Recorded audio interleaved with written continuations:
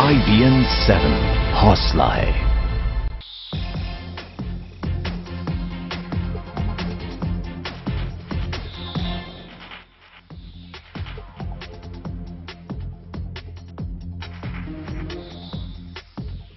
नमस्कार, मैं हूं सुमित अवस्थी। आप सबका स्वागत है। आप देख रहे हैं IBN 7 पर रात 8 बजे की खबरें। आज हम बात करेंगे कि देश के सर्वोच्च नागरिक सम्मान भारत रत्न और उससे जुड़ी सियासत की।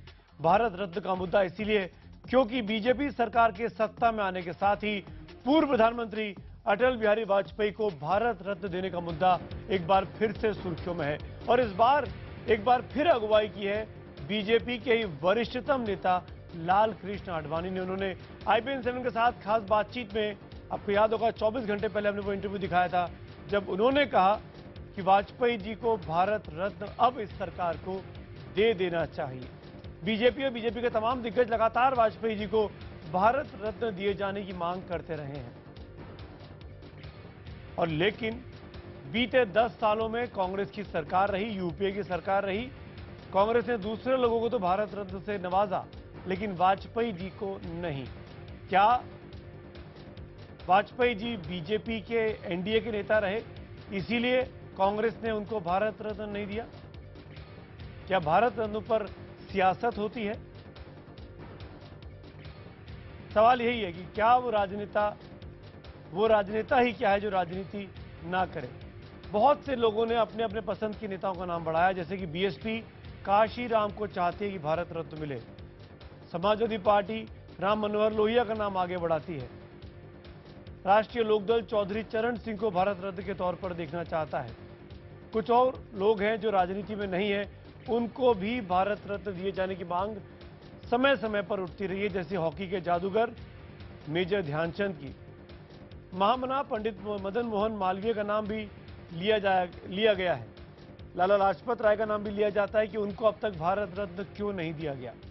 ऐसे में सवाल उठता है कि क्या हम राजनीति से ऊपर उठकर अपने नायकों का सर्वसम्मति से सम्मान नहीं कर सकते? आखिर क्यों किसी नायक का नाम सामने आने पर सियासत होने लगती है? हमारा आज का सवाल भी इसी से जुड़ा हुआ है कि क्या अटल बिहारी वाजपेयी को भारत रत्न मिलना चाहिए? हम पूरे देश की राय ले रहे हैं। लगातार हमारा ये ओपिनियन पोल, ये सर्वे जारी है, जिसमें आप SMS के जरिए जवाब दे सकते हैं। हाँ के लिए IBN 7 स्पेस देकर Y लिखिए, ना के लिए IBN 7 स्पेस देकर N लिखिए और हमें 51818 पर अपनी राय भेजें। हम कार्यक्रम के आखिर में, यानी डिबेट 1 के आखिर में रात 8:30 बजे आपकी राय को इस कार्यक्रम में शुमार करेंगे और दिखाएंगे आप सबकी राय क्या है।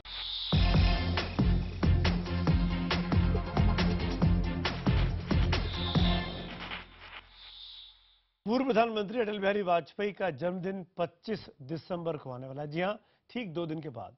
उसके ठीक पहले बार बार हर साल की तरह इस बार भी भारत रत्न दिए जाने की मांग जोर पकड़ती जा रही है।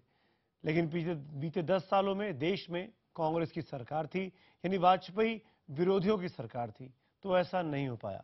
इस बार बीजेपी की अपनी सरकार है, अपने नंबर वाली सरकार है, अपने दम पर चलने वाली सरकार है। नरेंद्र मोदी उसके अगुवा है, जो कि हर जगह हर भाषण में वाजपेयी जी को याद करना नहीं भूलते। ऐसे में एक बार फिर अटल बिहारी वाजपेयी को देश का सर्वोच्च नागरिक सम्मान भारत रत्न दिए जाने की मांग जोर पकड़ रही है। बीजेपी के साथ साथ दूसरी सभी पार्टियां भी उनके नाम पर लगभग सहमत दिखाई देती हैं, लेकिन वाजपेयी के साथ अपनी पार्टी के बड़े नेताओं को भी भारत रत्न देने की मांग कर रही है। यानी भारत रत्न के नाम पर जमकर राजनीति भी हो रही है। मायावती चाहती है कि वाजपेयी जी को तो मिले, लेकिन काशीराम को भी मिले। अजीत सिंह चाहते हैं वाजपेयी जी को तो मिले, लेकिन चौधरी चरण सिंह को भी मिले। मुलायम सिंह भी चाहते हैं वाजपेयी जी को तो मिले, लेकिन साथ में राम मनोहर लोहिया जी को भी मिले। मुमकिन है कि वाजपेयी जी के साथ कुछ और नाम भी सामने आए जिन्हें भारत रत्न दिया जाए, लेकिन इस राजनीति की वजह से कई ऐसे नाम दब जाते हैं जो असल में भारत रत्न के हकदार हैं। अटल बिहारी वाजपेयी भी इस रेस में काफी दिनों से उनका नाम लिया जा रहा है, पर क्योंकि सरकारें ऐसी नहीं थी जो बीजेपी या बीजेपी के हक के लोगों के लिए आगे बढ़े, इसीलिए अटल बिहारी वाजपेयी इस रेस में पीछे छूट गए। वो वाजपेयी जो हिंदुस्तान के सबसे सफल और नॉन कंट्रोवर्शियल प्राइम मिनिस्टर के तौर पर जाने जाते हैं।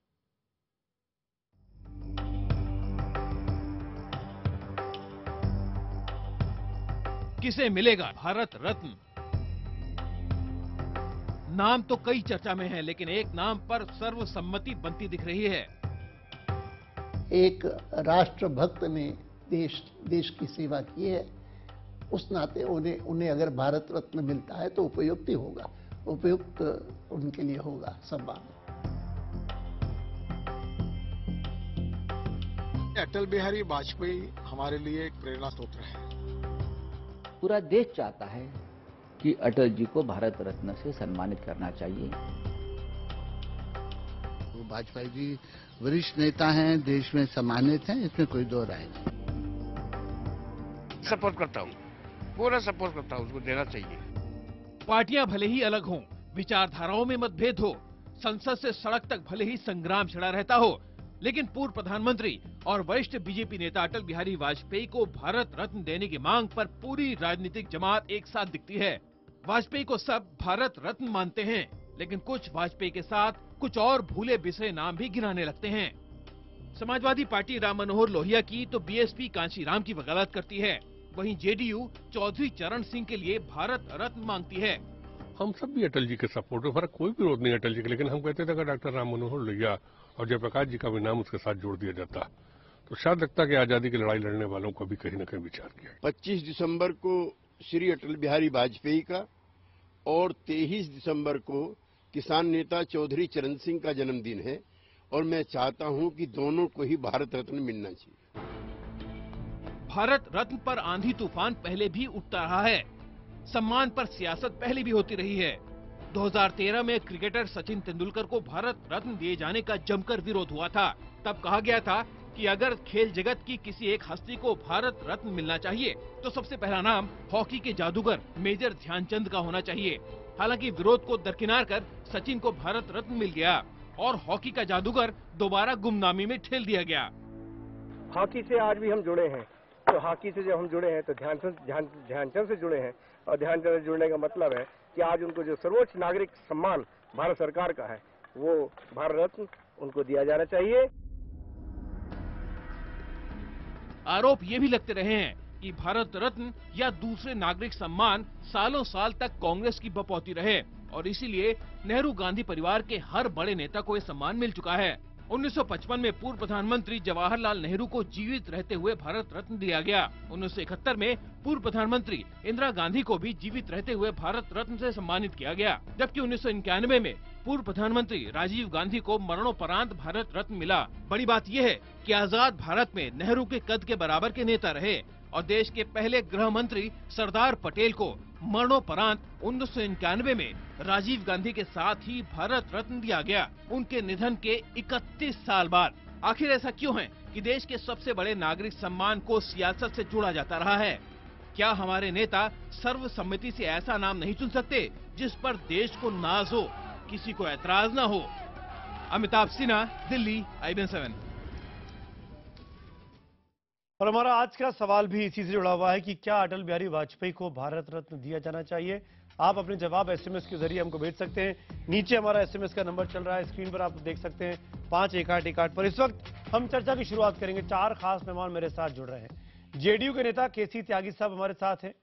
जाने माने समाजशास्त्री दलित चिंतक प्रोफेसर विवेक कुमार मेरे साथ जुड़ रहे हैं। लखनऊ से कांग्रेस के नेता अखिलेश प्रताप सिंह हमारे साथ जुड़ रहे हैं और साथ में बीजेपी की तरफ से बीजेपी के नेता अहमदाबाद से जय नारायण व्यास साहब मेरे साथ जुड़ रहे हैं। पहला सवाल व्यास साहब सीधा आपसे, क्योंकि इस बार नरेंद्र मोदी की सरकार है इसीलिए उम्मीदें ज्यादा हैं, हम मान के चलें कि इस बार वाजपेयी जी के साथ नाइंसाफी नहीं होगी? देखिए, मैं मानता हूं कि इसमें सरकार किसकी है वो एक तरह से देखे तो इसका मायना है, मगर अगर ये राष्ट्र के भावना को देखे तो वाजपेयी जी ने जिस तरह से इस राष्ट्र में अपना योगदान दिया है, एक अच्छे पार्लियामेंट्रियन से लेकर एक प्रधानमंत्री तक, मैं मानता हूं कि वो अपने आप में एक मिसाल है और वाजपेयी जी को भारत रत्न मिलना चाहिए था, नहीं मिला है, ये दफा मिलना चाहिए। ऐसा कहने में कोई अतिशयोक्ति मुझे नहीं लगती है। बिल्कुल। अखिलेश प्रताप सिंह, क्यों नहीं वाजपेयी जी को बीते 10 सालों में कांग्रेस ने याद रखा? आपने 10 सालों में 3 लोगों को दिया, सचिन तेंदुलकर, सीएनआर राव और भीमसेन जोशी। ये आपके वक्त में दिए गए 3 भारत रत्न हैं जिनकी लिस्ट मेरे पास है, पर इसमें अटल बिहारी वाजपेयी का नाम नहीं है या किसी भी पॉलिटिशियन का नाम नहीं है, क्यों? सुमित जी, चाहे आप हो, चाहे मीडिया जगत हो या पत्रकार जगत हो या पॉलिटिशियन जगत हो, किसी को भी रेयरेस्ट इन रेयर को दिया था, किसी को भी यदि दे दिया जाए, हम आप कोई भी चुन लें तो कुछ न कुछ छूट जाएंगे। ये सत्य है, क्योंकि हमारे देश में एक लेवल के हर फील्ड के बड़े ऊपर पहुंचे हुए लोगों की बहुतायत है। बहुत ही हर फील्ड के पहुंचे हुए लोग हैं, चाहे पॉलिटिक्स हो, चाहे खिलाड़ी हो, चाहे कुछ हो, किसी एक या दो को मिलता है। तो कोई भी चुने, एक बात दूसरा जरूर कह देगा कि ये छूट गया या इनको भी हो जाना चाहिए था। तो अब ये सरकार का विवेक होता है, अब जो ये सरकार है वो देखें। लेकिन अखिलेश ये कह देना कि जिसको भारत रत्न नहीं मिला, जिसको भारत रत्न नहीं मिला उसका कोई सम्मान नहीं है, उसका भी सम्मान है। इस देश में जिन लोगों ने अपने फील्ड में बहुत से योगदान दिया है, वाजपेयी जी को मिलना चाहिए स्पेसिफिकली पॉइंटेड। ये मैंने कहा कि बहुत से लोग हैं इस देश में। आपकी निजी राय, पार्टी मेरे हिसाब से बहुत से लोग हैं इस देश में, पॉलिटिक्स में भी और हर फील्ड में, जो भारत रत्न के लिए फिट हैं। लेकिन ठीक है, मिलता प्रोफेसर कोई मिल सकता है, प्रोफेसर विवेक कुमार मिल सकता है। प्रोफेसर विवेक कुमार, ये कहना कि काशीराम जी को मिलना चाहिए या वाजपेयी जी को मिलना चाहिए?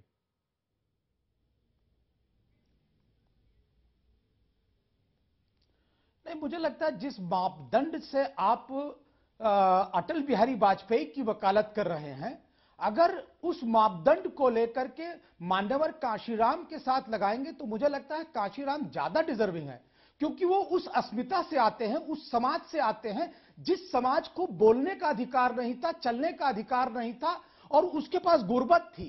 उस समाज को उन्होंने खड़ा किया। मान्यवर काशीराम के पास तो कुछ भी नहीं था, न कोई उनके साथ धनाढ्य लोग थे, न उनके साथ शिक्षित जनता थी, और उन्होंने भारतीय राष्ट्र की जो डेमोक्रेसी है, प्रजातंत्र है, उसको मजबूत करने के लिए एक बहुत बड़ी जमात, 50% जमात को उन्होंने उस प्रजातंत्र से जोड़ दिया। तो मुझे लगता है कि वो ज्यादा इसके हकदार हैं। बात में पूरी तरीके से आपके साथ सहमत हूं प्रोफेसर साहब कि जो काम काशीराम ने किया दलित वर्ग को आगे लाने के लिए इस राजनीति, हिंदुस्तान की बीते 65 साल की राजनीति में, वो शायद किसी और ने नहीं किया। वो काफी ज्यादा पुरजोर तरीके से दलित चिंतक थे, दलितों के उत्थान के लिए सोचते थे, दलित विकास के लिए काम करते थे। और आज की तारीख में जो दलित एक मजबूत तौर पर हमारी राजनीति में एक अहम हिस्सा रखता है। सुमित जी, उनको संकुचित मत कीजिए। नहीं, सुमित जी उनको संकुचित मत कीजिए। वो दलित चिंतक नहीं, वो भारतीय प्रजातंत्र के प्रतीक हैं। उन्होंने प्रजातंत्र को मजबूत किया। यह बात दूसरी है कि उन्होंने दलित समाज और बहुजन समाज और पिछड़े समाज को जोड़ा। आपकी रिपोर्ट में बाबा साहब अंबेडकर का भी नाम नहीं लिया गया। यद्यपि आपने कहा कि 91 में सरदार पटेल को दिया गया, तो बाबा साहब अंबेडकर को कब दिया गया? उनको भी 91 में ही दिया गया। तो इसलिए जो अस्मिताएं खंडित हैं, जो बहिष्कृत अस्मिताएं हैं, वो जब संघर्ष करके सामने आती हैं तो मुझे लगता है प्रजातंत्र और राष्ट्र ज्यादा मजबूत होता है। बिल्कुल। केसी त्यागी साहब, हमने सुना आपका बयान सुबह, आपने किसान नेता चरण सिंह जी की मांग भी की, तो कौन ज्यादा डिजर्विंग है, वाजपेयी जी, चरण सिंह जी, काशीराम जी, या और भी तमाम लोग जो आज इस रेस में नहीं है, चाहे लोहिया साहब हो, चाहे गोपाल कृष्ण गोखले हो, चाहे लाला लाजपत राय हो? नहीं सुमित जी, मैं किसी के नायक का निरादर नहीं करना चाहता। विवेक जी भी ठीक कह रहे हैं और व्यास जी भी ठीक कह रहे हैं, जिन्होंने लोहिया जी का नाम लिया है वो भी ठीक कह रहे हैं, सरदार भगत सिंह की बात उठी है वो भी ठीक कह रहे हैं। लेकिन विवेक जी की तरह से मैं भी संक्षेप में चौधरी चरण सिंह जी के लिए इसलिए कहना चाहता हूं कि पिछले कई वर्षों में ग्रामीण भारत से लगभग 3 लाख किसानों ने आत्महत्याएं की है। ये पहला वर्ष है 50-60 सालों में जब किसानों को बोनस मिलना प्रोत्साहन राशि मिलना बंद हो गया, जो 300 रुपए क्विंटल के हिसाब से है। और अब इस बार पहला कई साल के बाद हुआ है, जो लागत मूल्य है, जो कॉस्ट ऑफ प्रोडक्शन है, वो भी किसान को नहीं मिल रहा है। और ये कोई सरकार के लिए नहीं है, ये बहुत दिनों से गांव के किसान की उपेक्षा हो रही है।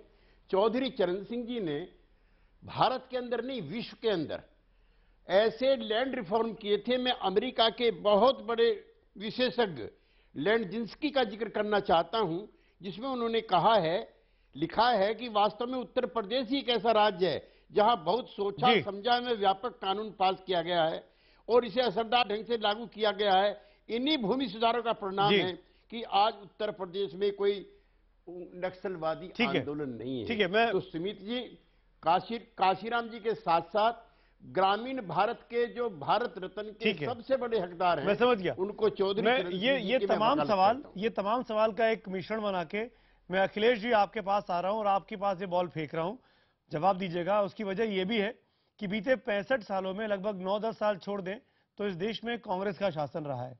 कुछ आंकड़े बहुत दिलचस्प हैं, ये देश की जनता को जानना भी चाहिए। जवाहरलाल नेहरू साहब को उनके जीवित रहते उनको 1955 में भारत रत्न मिल गया था। उनकी सुपुत्री देश की प्रधानमंत्री रही इंदिरा गांधी को 1971 में उनके जीवित रहते उनको भारत रत्न से नवाजा गया। राजीव गांधी उस परिवार के तीसरे सदस्य 1991 में उनके देहांत के तुरंत बाद उनको भारत रत्न मिल गया, जबकि भीमराव अंबेडकर को भारत रत्न देने में 34 साल का वक्त लगा। सरदार पटेल को उनकी मृत्यु के 31 साल के बाद भारत रत्न दिया गया। मौलाना अबुल कलाम आजाद साहब को 34 साल के बाद दिया गया। और सबसे खास बात यह, सचिन तेंदुलकर ने बहुत अच्छा क्रिकेट खेला हिंदुस्तान के लिए, उनको महज 40 साल की उम्र में जब वो क्रिकेट खेल रहे थे, खेलते वक्त ही भारत रत्न मिल गया। ये तमाम चीजें इशारा करती हैं, अखिलेश जी मेरा सवाल आपसे है, ये तमाम चीजें इशारा करती हैं कि कहीं ना कहीं देश का सर्वोच्च नागरिक सम्मान राजनीति से प्रेरित होता है।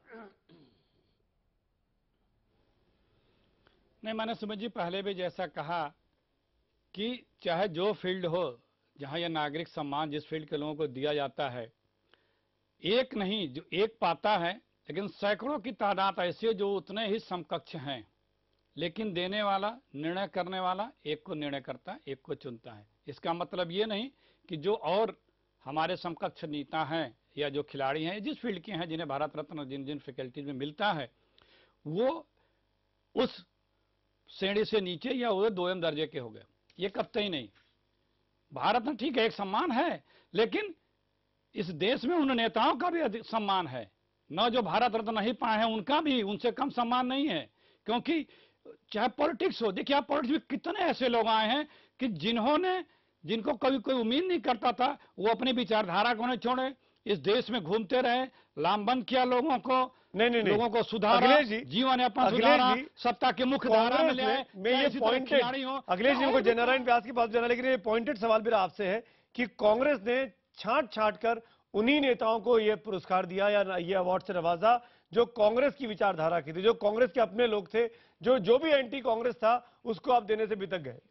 नहीं, मैं आंकड़ा पढ़ सकता हूं, मेरे पास पूरी लिस्ट है, मैं ये पूरी लिस्ट लेके बैठा हूं आज, मैं ये पढ़ सकता हूं। कतई ऐसा नहीं है। जब कमेटियां इसकी होती हैं, लोगों को जब लगा, जब एहसास हुआ और जब सरकारों ने निर्णय लिया इसलिए दिया। नहीं, किसी को पारसिटी करके किसी एक का भी नाम बता दें कि इन्हें ये उस लायक नहीं थे, भारत रत्न मिल गया, आपको एक नाम बता सकते हैं क्या? या वो इस लायक नहीं थे? मैं यही तो मैं बार बार कह रहा हूं, जो मिले वो थे, लेकिन उनके साथ सचिन तेंदुलकर लायक वही तो मैं कह रहा हूं कि एकदम आपने सही कहा, लेकिन अभी